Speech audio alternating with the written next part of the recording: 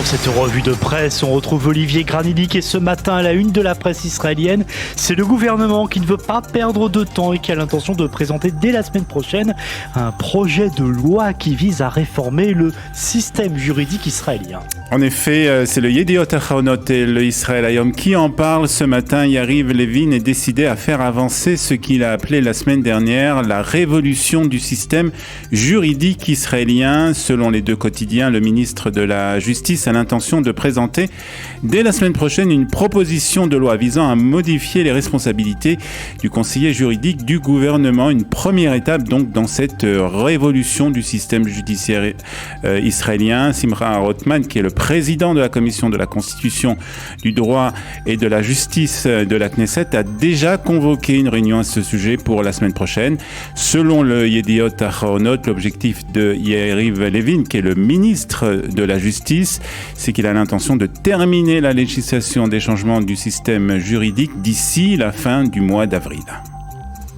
Et à ce sujet, les journaux israéliens parlent d'un échange musclé entre le Premier ministre et l'ancien ministre de la Défense, Benny Gantz. Oui, le chef du parti Amachane Hamamlarti, Benny Gantz, a affirmé hier que le projet de réforme judiciaire du gouvernement conduira à une guerre civile en Israël. Si vous continuez sur cette voie, vous serez responsable de la guerre civile dans la société israélienne, a déclaré Benny Gantz hier à la Knesset. Il a exhorté aussi le public à descendre dans la rue, sortez et luttez pour ce en quoi vous croyez contre la démolition de la démocratie et de ce mouvement débridé.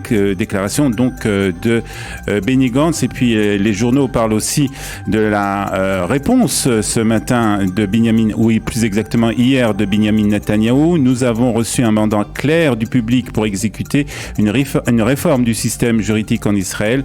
Nous n'avons pas peur de la campagne médiatique unilatérale menée contre nous, a répondu le Premier ministre israélien.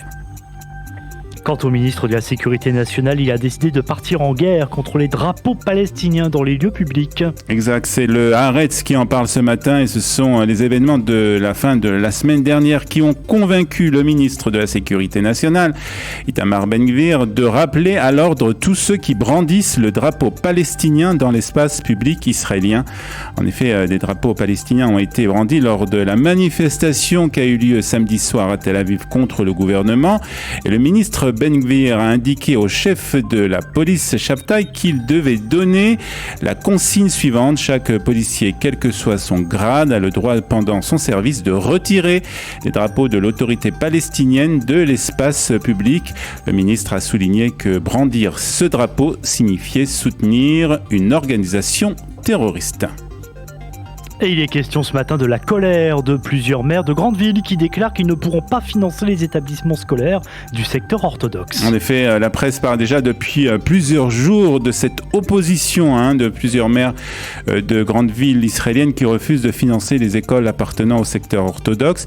Ils réagissent ainsi à une hausse des clauses des accords de coalition qui élargit la loi Nahari, la loi sur les lycées et les écoles maternelles. Et cette loi qui a été votée en 2007 dispose les collectivités locales qui doivent donc subventionner à hauteur de 75% les classes du CP et du 3e du système orthodoxe. Les accords de coalition vont donc étendre cette obligation au niveau qui n'était pas compris dans cette loi. Et les signataires de la lettre estiment que l'État ne peut pas imposer de financer des établissements publics. Cela porte atteinte à leur pouvoir de décision budgétaire. Ils donc suggèrent que ce soit l'État qui prenne en charge ce financement.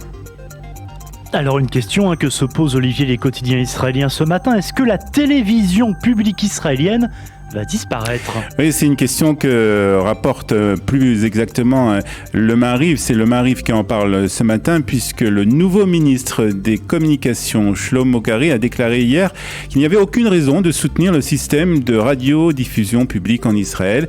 Il a indiqué qu'il avait l'intention de fermer la chaîne publique israélienne Cannes ainsi que d'autres organismes de télévision et de radio publique. À mon avis, il n'y a pas de place à notre époque pour une télévision et une radio publique public alors qu'il existe un large éventail de chaînes, a-t-il ajouté, expliquant pourquoi il pensait que Cannes donc, et la radio de l'armée israélienne, Galei Tzahal, étaient superflues. Le Maariv ajoute que ce n'est pas la première fois que ce sujet est à l'ordre du jour. Binyamin Netanyahu avait déjà essayé de fermer à plusieurs reprises la télévision publique qui est financée, je vous l'annonce, chaque année à une hauteur de 1 milliard de shekels. Et puis pour terminer cette revue de presse, les douaniers israéliens ont été surpris de découvrir ce qui se cachait dans les valises d'un Israélien qui revenait de Hongrie. C'est le site Time of Israel qui nous l'apprend. Un Israélien a récemment été arrêté à l'aéroport Ben Gurion alors qu'il tentait de faire entrer clandestinement en Israël 3 lézards et 2 serpents.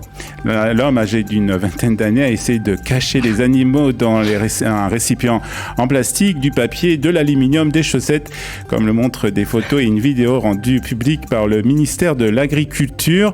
Il a été donc arrêté il y a plusieurs jours à son retour de Hongrie. Il faut dire que l'importation d'animaux sauvages sans permission du ministère de l'Agriculture est interdite en Israël. Alors Christophe, si vous vous demandez ce qu'il s'est passé avec les reptiles qu'il a essayé de passer en contrebande, eh bien, ils ont tout simplement été renvoyés dans leur pays.